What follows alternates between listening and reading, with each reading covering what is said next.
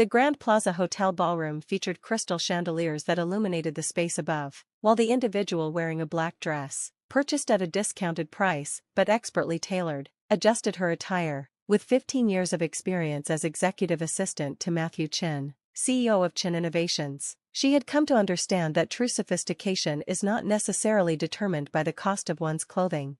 Ashley Chin, the CEO's wife, requested additional champagne from the assistant. Ashley's tone was condescending, a behavior she had consistently displayed since marrying Matthew 3 years prior. She made this request without addressing the assistant directly, instead focusing on conversing with her socialite companions.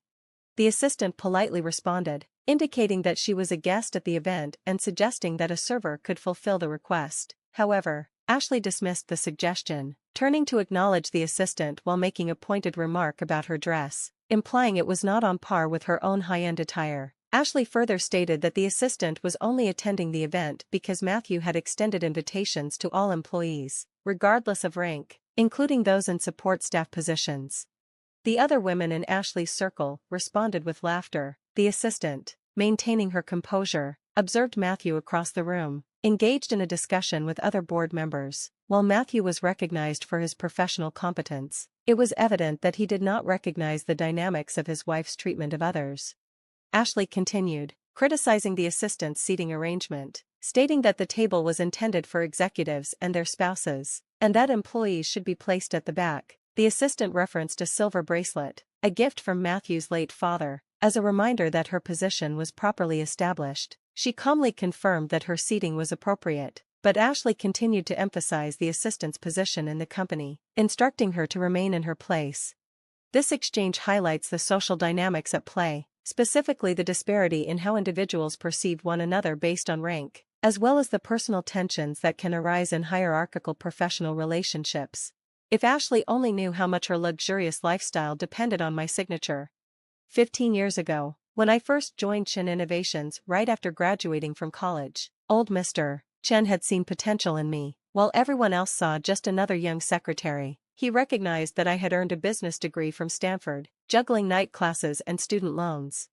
Watch and learn, Christopher, he would say, showing me company reports late into the night. Success isn't about the loudest voice, it's about who listens and learns the longest.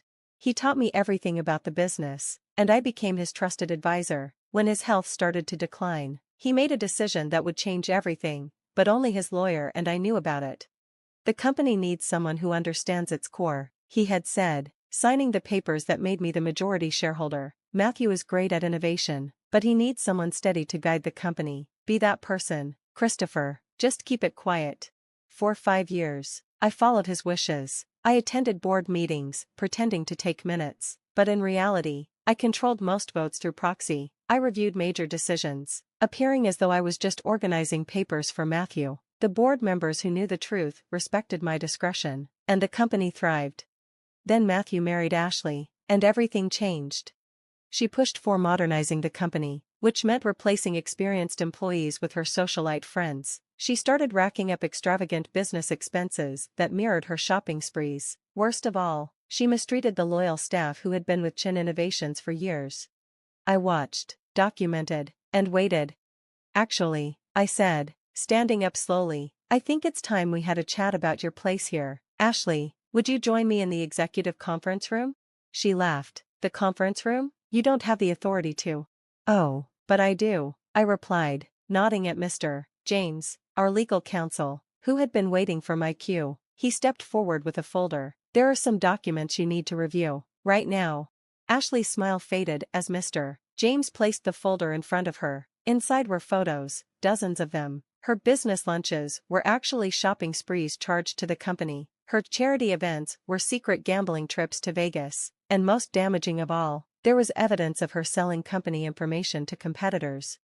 What is this? Her voice lost its usual charm. This, I said calmly, is a choice. You can leave the party now, sign the divorce papers that will be delivered to your house tonight, and accept a very generous settlement. Or what? She trembled as she closed the folder. Or I call an emergency board meeting and vote to press charges for corporate espionage. As majority shareholder, I have the votes to make it happen. Her face went pale. Majority, what? That's impossible. Matthew owns Matthew owns 22%. His father left him the innovation division because that's his strength. I own 75%. I've had control for the past 5 years. The champagne glass slipped from her hand, shattering on the marble floor. All eyes turned to us. You're lying, she hissed. You're just a secretary.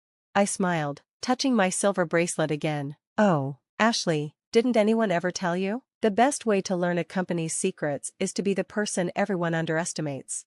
Mr. James cleared his throat. Security is waiting by the side entrance. Mrs. Chen, I suggest you use it. Ashley's face twisted in anger. Matthew will never believe this. He already knows. Matthew's voice came from behind her. I turned to see him standing there, holding a similar folder. Christopher showed me everything this morning. I've been with the lawyers all day. His expression was stern. It's over, Ashley. What happened next would become a legendary moment in company history. The scene erupted into chaos. Ashley, her polished image falling apart, screamed and lunged toward me with a furious shout that shattered the calm atmosphere of the ballroom. Security quickly intercepted her before she could reach me, but her designer clutch struck me in the face, leaving a small cut above my eye. You scheming witch, she yelled as the guards dragged her away. You planned this all along, Matthew. She's manipulating you. I stayed silent, gently dabbing at the cut with a napkin someone handed me. The entire ballroom fell quiet, all eyes on the spectacle. Among the onlookers were the employees who had suffered under Ashley's cruelty over the years, witnessing karma unfold in real time. The only manipulation here, Matthew said coldly, was you marrying me for money and status. Christopher's been fighting to protect this company, my father's legacy, while you've been selling our secrets to the competition. Ashley's resistance to the guards stopped suddenly. I can explain, she stammered. Save it for the SEC, Matthew replied. They've been looking into those offshore accounts you've opened. As Ashley was escorted out, her last cries echoing through the marble halls, I felt a surprising sense of calm. Old Mr. Chen always said that, in the end, the truth rises to the top like cream. The next morning, employees of Chen Innovations arrived to find an all-staff meeting scheduled for 9 a.m. The rumors were already spreading. Ashley's dramatic exit had made waves on social media, though the full story remained a secret for now. I changed from my usual modest attire into the tailored Armani suit I'd kept in my office for this moment. The silver bracelet Mr. Chen had given me gleamed on my wrist as I stepped onto the stage in the company auditorium. A murmur of confusion rippled through the crowd. Where was Matthew? Why was his assistant on stage? Good morning, I began, my voice steady and clear. For those of you who only know me as Christopher, the executive assistant, let me introduce myself properly. I'm Christopher Chen, majority shareholder and newly appointed CEO of Chen Innovations. The room went completely silent. 15 years ago, Joseph Chen, our founder and Matthew's father, saw potential in a young secretary who spent her lunch break studying financial reports. He became my mentor, teaching me every aspect of this business. When his health failed, he made a choice to secure the future of this company. Matthew stepped up beside me. My father knew what he was doing. He addressed the stunned crowd. I'm great at innovation, that's my passion. But Christopher? She understands the core of this company. She's been quietly guiding us to record profits for 5 years, while everyone underestimated her. Including my wife, he added with a grim expression, who, as you may have heard, is no longer part of Chen Innovations. The next hour passed in a blur of explanations, announcements, and a detailed presentation of our new corporate structure. As the crowd's shock transformed into understanding and respect, I noticed the longtime employees, those who had suffered under Ashley, looking at me with newfound admiration. But the real drama was still to come. Later that afternoon, my office, the real one, not the tiny assistant desk I had used for years, welcomed 3 important visitors. First was Ashley's father, the CEO of a rival tech company. Name your price, he blustered, dropping into the chair across from my desk. Everyone has one. Sell your shares, step down, and sign an NDA about Ashley's mistakes. I smiled, recalling all the times he had ignored me at corporate events. Mr. Patterson, your daughter's actions are corporate espionage. The only reason she's not in handcuffs right now is because of Matthew. Don't make me reconsider that, Mercy. He left, pale and speechless. Next was Ashley herself, somehow allowed in by a sympathetic security guard, who was promptly fired. You don't understand, she pleaded, her expensive outfit from the night before now wrinkled and tear-streaked. I had to do it. Daddy's company was struggling. I needed the inside information to save it. We can make a deal. Like the deals you made with Maria in accounting, Susan in HR, all the loyal employees you fired because they wouldn't help you steal company secrets? I pressed a button on my desk. Security, please escort Mrs. Chen out. This time, use the service entrance. The third visitor was unexpected, Joseph Chen's widow, Matthew's mother, whom I hadn't seen since the funeral. I always wondered, she said gently, settling gracefully into the chair. Harry used to come home smiling, talking about his brilliant protege. He said you reminded him of me. I started as a secretary too, before I helped him build his first company. Tears welled in my eyes as she reached into her bag and pulled out a small box. He wanted you to have this, when the time was right, when you finally stepped into the light.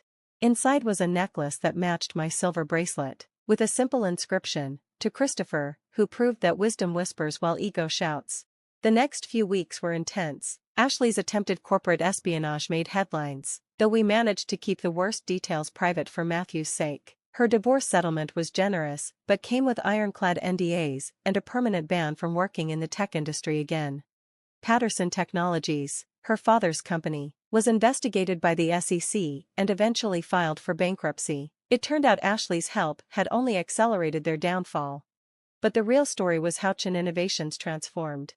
I reinstated every employee Ashley had unjustly fired, with back pay and promotions where deserved. The toxic executives she'd brought in were replaced with talented people who had been overlooked, including many who had started in support staff positions. Success leaves clues, I announced at my first official board meeting, and the biggest clue is how someone treats people when they think no one's watching. 1 year later, Chen Innovations' profits had doubled. Matthew, freed from his CEO duties, had developed 3 groundbreaking new products. I also established a foundation that provided scholarships to support staff wanting to earn degrees while working. The annual company party arrived once more, same ballroom, same sparkling chandeliers, but this time, when I entered wearing another simple black dress, though no longer from the clearance rack, every head turned with respect. Ashley's old socialite friends tried to get in good with me, but I seated them at the back. The front tables were reserved for the heart of our company, the loyal employees who had built it, regardless of their titles. Standing at the podium, I touched the silver bracelet and necklace, which served as reminders of where I had come from. Success isn't about power, I said into the microphone, echoing old Mr. Chen's wisdom. It's about empowering others. Position isn't about privilege, it's about responsibility, and true leadership, it's about lifting others up, not pushing them down. In the back, I spotted a familiar face, Ashley, who had sneaked in hoping to stir up drama, but she left quietly when she saw that her old seat at the front table was now occupied by Maria from accounting, wearing a new VP of Finance name tag. Some people said I was too soft, too forgiving of past wrongs, but as old Mr. Chen taught me, the best revenge isn't about destruction, it's about construction, building something so beautiful and strong that those who doubted you can only watch in awe. And from his portrait on the wall, Joseph Chen smiled down at his legacy, not just a successful company, but a lesson in looking past titles to recognize true worth. The assistant had become CEO, but more importantly, she had become what he had always seen in her, a leader who understood that real power doesn't come from demanding respect, it comes from deserving it.